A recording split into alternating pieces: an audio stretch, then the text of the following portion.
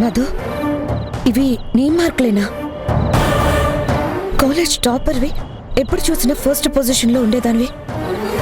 నువ్వు 2 సబ్జెక్టులో ఫెయిల్ అవ్వడం ఏంటి మధు?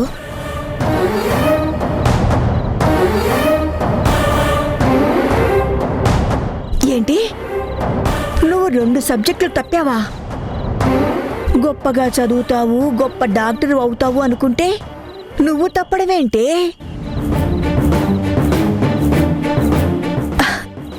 అయినా నీకు చదువు తప్ప వేరే పనేం లేదుగా. నీకు నువ్వు చదువు మీద ధ్యాస పెట్టకపోతే ఎలాగే? అమ్మా, కూర లోపల మాడిపోతున్నట్టుంది, నువ్వు వెళ్ళు. ముందు వెళ్ళి దాని సంగతి చూడు. నువ్వు అర్థమైందిలే.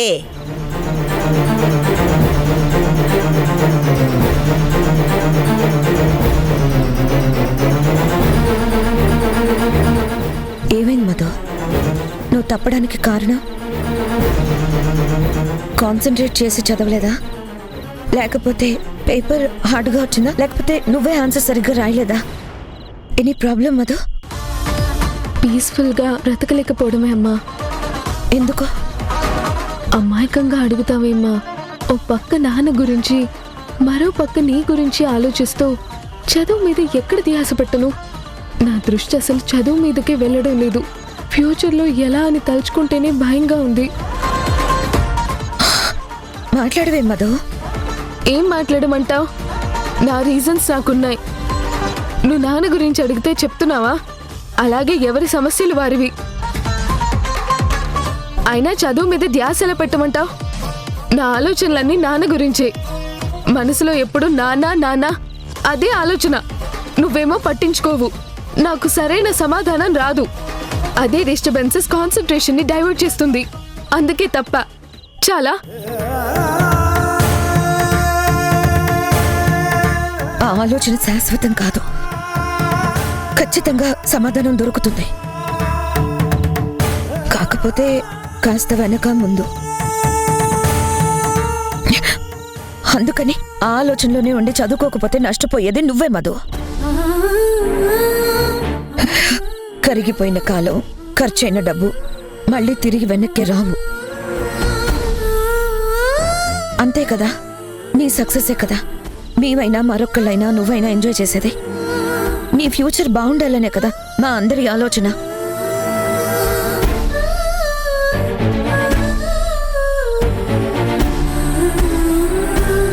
సరే సరే, అందరి ఆలోచనలు నెరవేరుస్తా, కానీ దీని మీద సంతకం పెట్టు.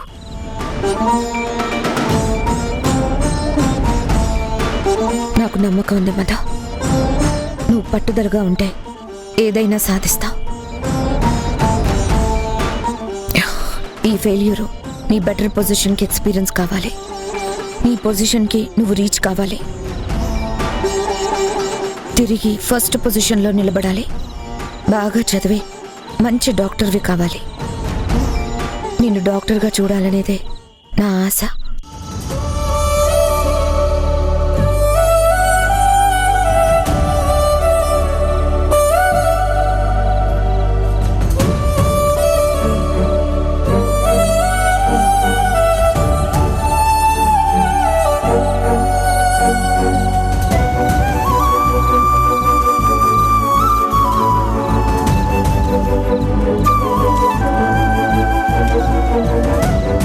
అది వాళ్ళ నాన్న గురించి ఆలోచిస్తూ చదవలేకపోయిందేమోనే. కరెక్టే అమ్మా, నీ ఊహ నిజమే. కానీ ఇప్పుడున్న పరిస్థితుల్లో దానికి నేను నిజం ఎలా చెప్పగలను? చెప్పి ఎలా దూరం చేసుకోగలను? అది లేకుండా నేను బ్రతకలేనమ్మా. దూరం తలుచుకుంటేనే గుండె కలుక్కుమంటుంది. ఇన్నేళ్ళు పెంచింది నువ్వు నాకేం కావు వెళ్ళు అనడానికా? అలా అనగలనా? నేనే కాదు, నా పొజిషన్లో ఉన్న ఏ తల్లైనా అలా అనడానికి నోరు వస్తుందా? లేదమ్మా, లేదు. అలా అనగలిగిన వాళ్ళు అమ్మే కాదు. నువ్వు గ్రేట్ అమ్మా. నీలాంటి అమ్మని వదులుకొని ఏ కూతురు కూడా వెళ్ళలేదమ్మా. వెళ్తే విలువ తెలియని వాళ్ళే అవుతారు.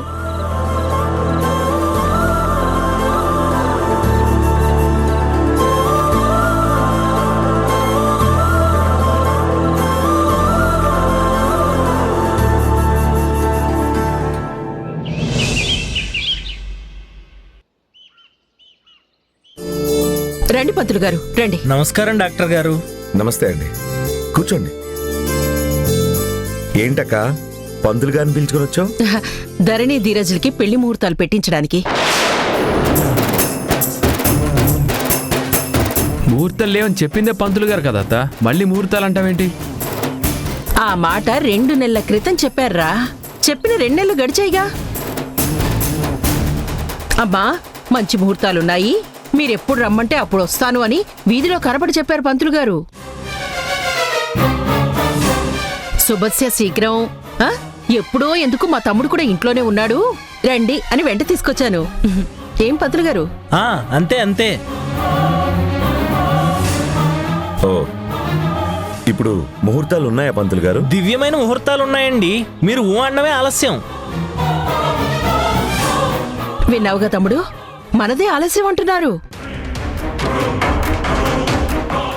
ముహూర్తాలు ఉండొచ్చు అత్త, కానీ ధరణి వాళ్ళ నాన్నగారు దుబాయ్లో ఉన్నారు కదా, ఆయన రాకుండా ఎలా ముహూర్తాలు పెట్టుకుంటాం? ఆయన వచ్చాక పెట్టుకోవచ్చులే. ఇప్పుడు ధరణి ఫోన్ చేసింది, వాళ్ళ ఫాదర్ 4 డేస్లో దుబాయ్ నుంచి వస్తున్నారట మావయ్య.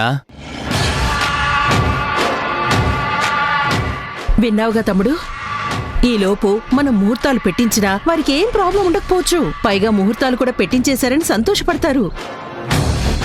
అయితే మీరు ముహూర్తం ఫిక్స్ చేయొచ్చు. అలా ఎలా? కూతురు పెళ్లి ముహూర్తాలు పెట్టుకునేటప్పుడు వారు లేకపోతే ఎలా? వాళ్ళ కన్వీనియన్స్ వాళ్ళు చూసుకోవాలిగా. అన్ని ఏర్పాట్లు మనవేగా, పైసా ఖర్చు లేదు, పనులు ఎలా అన్న టెన్షన్ లేదు, ఇంకా ప్రాబ్లం ఏముంటుంది? అది కాదక్క, వాళ్ళు కూడా ఉండాలి కదా. ధరణి ఉంటుంది, తమ్ముడు బాలు ఉంటాడు, తల్లి శారద ఉంటుంది. వాళ్లే ప్రతాప్ గారికి ఇన్ఫార్మ్ చేసేస్తారు. ఇబ్బంది ఏం ఉండదని నాకు అనిపిస్తోందిరా.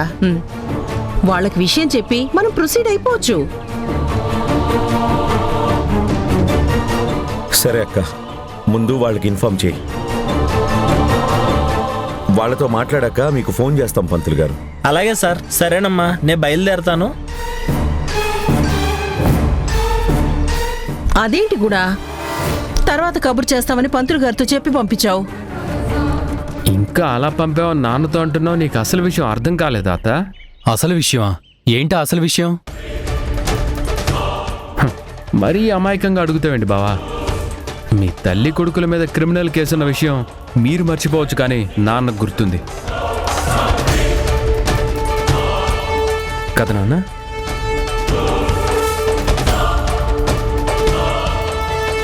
అందుకే అలా పంతులు గారిని పంపించారు కదా నాన్న?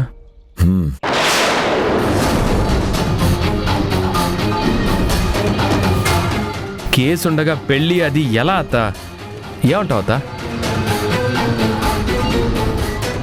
ఎరగుణా, నీ ఉద్దేశం నీ కొడుకు చెప్పిందేనా?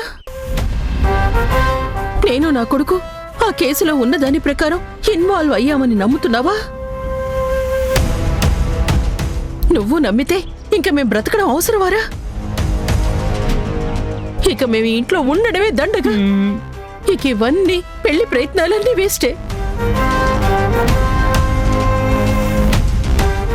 అక్కనైనా అమ్మలా పెంచిన నన్ను అయ్యో, అనుమానించాక ఇంకా ఈ బతకడం వేస్ట్.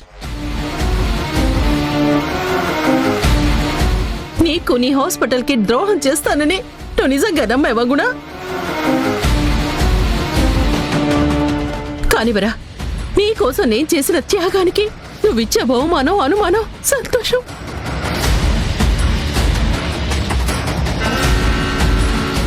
నాలాంటి మంచి వాళ్లకు ఇలా జరగడమే కరెక్ట్. అరే ధీరజ్, పదరా. ఈ పెళ్లి వద్దు, ముహూర్తం చూడ్డం వద్దు. పదరా, మనం వెళ్ళిపోదాం మమ్మీ. అక్క, అది కాదు. ఏది కాదురా? నీ మొహం వెనక ఉన్న అభిప్రాయం అదేగా.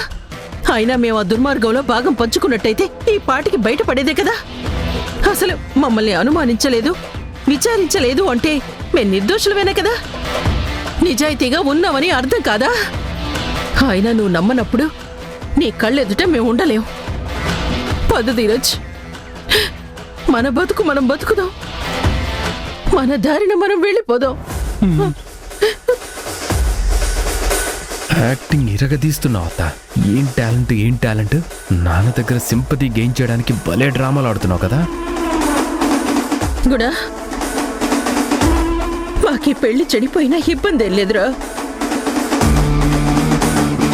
వీడు మగాడు, తలవంపులేం రావు గాని ధరణి ఆడపిల్లరా.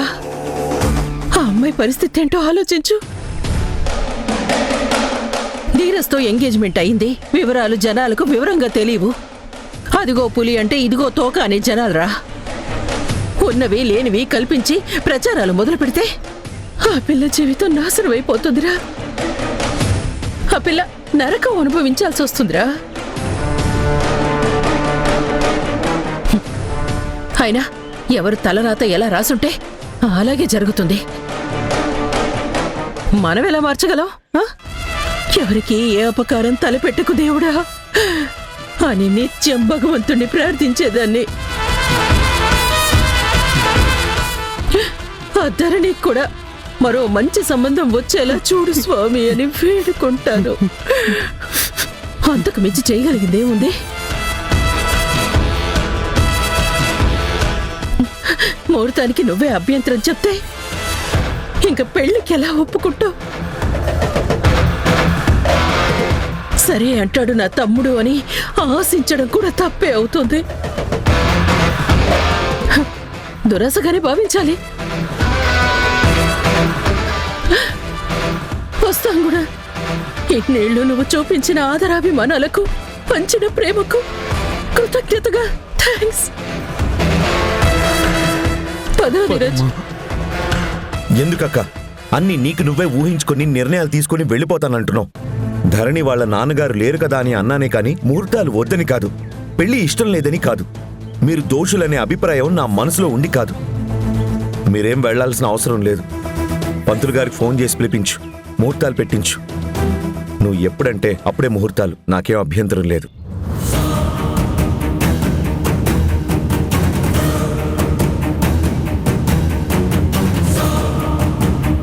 ఈ ఇంటి ఆడపడుచువి, నువ్వు అలా కన్నీళ్లు పెట్టడం శుభం కాదు.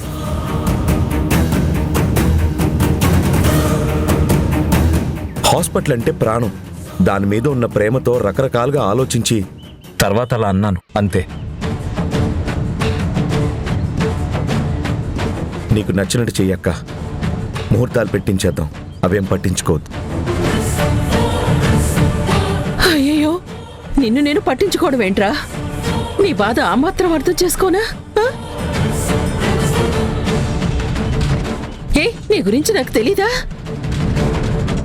నీ మాట ప్రకారంగానే ముందు ముహూర్తాలు పెట్టేసుకుందాం.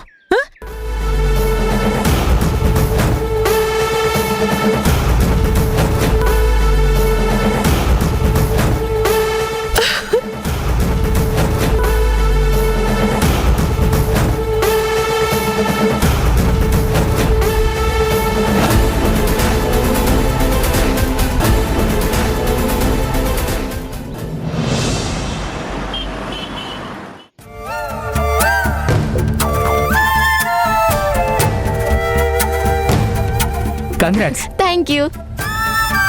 Congrats. Congratulations. Thank you so much. Hey, congratulations. Thank you.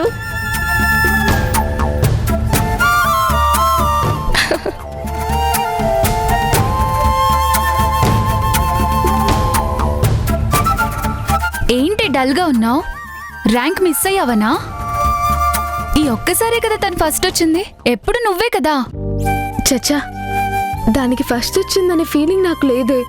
రావాలి, అలా వస్తేనే పట్టుదల పెరుగుతుంది. నా బాధ ర్యాంక్ మిస్ అయిందని కాదు. మరి ఆంటీ ఏమన్నా అందా?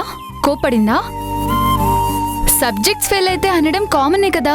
అదే ఆ కామన్ థింగ్ జరగలేదనే బాధ. అమ్మ నన్ను ఏమీ అనలేదు, కోప్పడలేదు. ఎందుకంటే ఆమెకి నా మీదున్న ప్రేమ అడ్డుపడింది. ఆలోచించుకో, బాధపడుకో, నెక్స్ట్ బాగా చదివి పాస్ అవ్వు అని సున్నితంగా చెప్పింది. అంత మంచి అమ్మ దొరకడం అదృష్టం.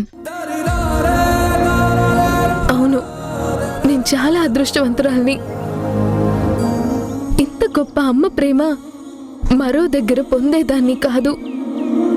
I'm proud of my mother. చాలా స్పోర్టివ్ గా తీసుకోమంది. మరి అంత ప్రేమనా?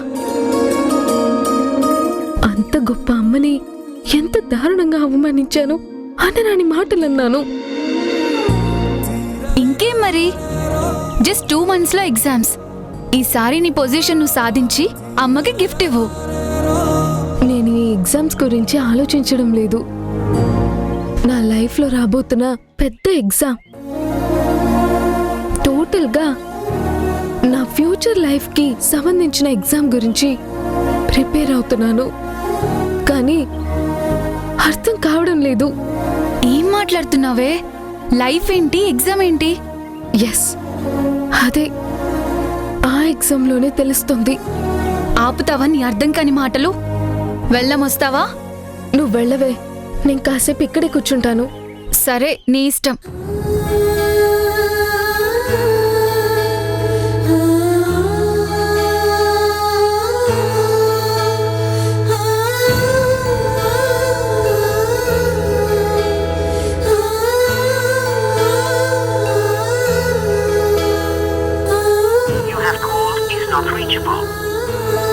ఏంటి, నాన్న ఫోన్ కలవట్లేదు?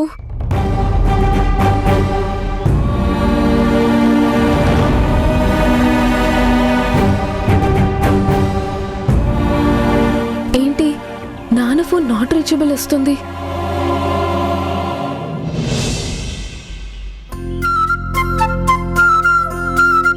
అమ్మా,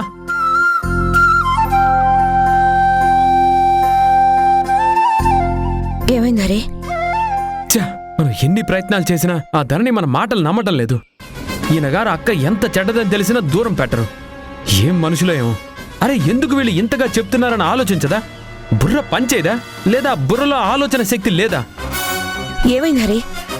ఎందుకు ఇంత చిరాకు పడుతున్నావు? ఆ శక్తి గారు వాళ్ళ ప్లాన్ ఇంప్లిమెంట్ చేయాలని చూస్తుంది. పెళ్లి ముహూర్తంతో మొదలు పెట్టింది, మళ్ళీ పెళ్లి లైన్లో పెట్టింది. అది దీని జీవితం నాశనం చేసినట్టే ధరణి జీవితం కూడా నాశనం చెయ్యాలని కంకణం కట్టుకున్నట్టుంది. అలాంటప్పుడు మనం ఏమీ చేయలేనప్పుడు ఎందుకు వేస్ట్ ప్రయత్నం? అలానే వదిలేస్తామా? చేసేదేమీ లేదనిపిస్తుందమ్మా. అరే, 2 నెలల నుంచి కేసు విచారణ అయిపోతుంది. వాళ్ళు దోషులని తెలుస్తుంది, శిక్షలు పడతాయి, పీడ వదిలిపోతుందని ఎదురు చూస్తూ ఉంటే వాయిదాల మీద వాయిదాలు తప్ప రిజల్ట్ ఏమీ లేదు. జైలుకు వెళ్లాల్సిన వాడు పెళ్లిపేటలు ఎక్కుతున్నాడు. బేడీలు పడాల్సిన ఆవిడ కత్తనాలు చేస్తుంది, ముహూర్తాలు పెట్టిస్తుంది. మరి గుణ ఏం మాట్లాడట్లేదా? ఆయన గారు ఏం మాట్లాడతారు? అక్క పార్టీ, ఆమెకి ఫర్గా ఉన్నారు. అంతా ఆయన ముందే జరుగుతుందామమ్మా. పెళ్లి ఆగిపోతే ధరణి జీవితం నాశనం అయిపోతుందని కొత్త ఎమోషనల్ బ్లాక్మెయిల్ చేయడం మొదలుపెట్టింది. ఆయన గారేమో అవును అన్నట్టు తెగ సానుభూతి చూపిస్తున్నారు. ఆవిడ కుట్ర కాస్త కూడా అర్థం చేసుకోవడం లేదు. మంచి చెప్పే మనలాంటి వాళ్ళని అపార్థం చేసుకోవడం తప్ప. గుణం మొదటి నుంచి అంతే. ఎందుకని ప్రశ్నించడు, ఏంటని నిలదీయడు, మరో ఆలోచన చేయడు. అందుకే నువ్విక్కడ ఆయన అక్కడ ఉంటున్నారు. రేపు వాళ్ళు జైల్లో, ధరణి ఇంట్లో. ఏదో ఒకటి చేసి ధరణి జీవితం వాళ్ళ చేతుల్లో బలవకుండా చూడండిరా. ఇప్పటిదాకా మన ప్రయత్నాలన్నీ దానికోసమే కదా. కానీ నో రిజల్ట్. మంచి ఫెయిల్ అవుతుంది, చెడు పాస్ అవుతుంది. ఆ క్రిమినల్ గెలుస్తుంది, మనం ఓడిపోతున్నాం. ధరణిని పూర్తిగా వాళ్ళు వశం చేసుకున్నారు. ధరణికి వాళ్ళ మీద కాస్త కూడా అనుమానం లేదు, అపనమ్మకం లేదు. పూర్తిగా విశ్వసిస్తూ ఉంది. దాని బ్రతుకు ఏమవుతుందోనని భయంగా ఉందమ్మా. భయపడకు, చేద్దాం, ఏదో ఒకటి చేద్దాం. చేద్దాం చేద్దామని ఆ కేసులో దాన్ని వాయిదా వేస్తే వాళ్ళ పెళ్లి అయిపోతుందమ్మా. వెంటనే ఏదో ఒకటి చెయ్యాలి.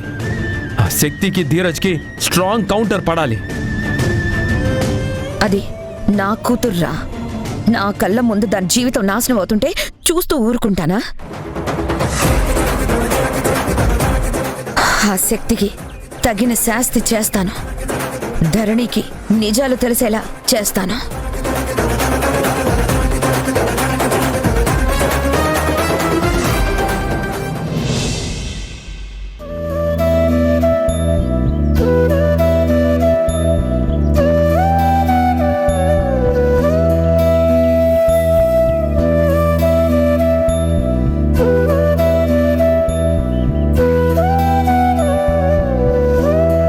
బంగారం, మీ నాన్న ఏమైనా ఫోన్ చేశారా?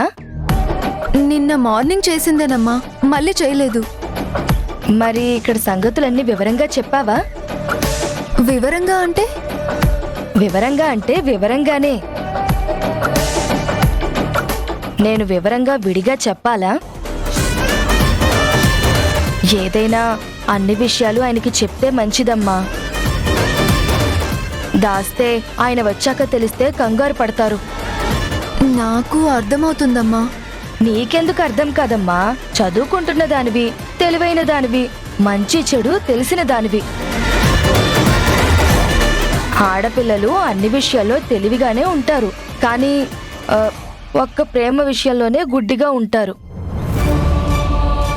నేనేం గుడ్డిగా లేనమ్మా, నమ్మకంతోనే ఉన్నాను. అయ్యో, నేను నిన్నేం అనలేదమ్మా, లోకం సంగతి చెప్తున్నాను.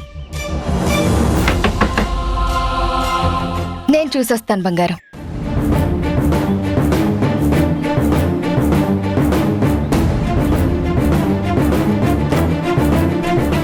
ధరణి గారి పేరు మీద ఈ బాక్స్ పార్సిల్ వచ్చింది. ఎవరు పంపారు? తెలీదండి. షాపు వాళ్ళు ఈ అడ్రస్లో ఈ పేరు మీద ఉన్న వాళ్ళకి ఇచ్చిరమ్మన్నారు.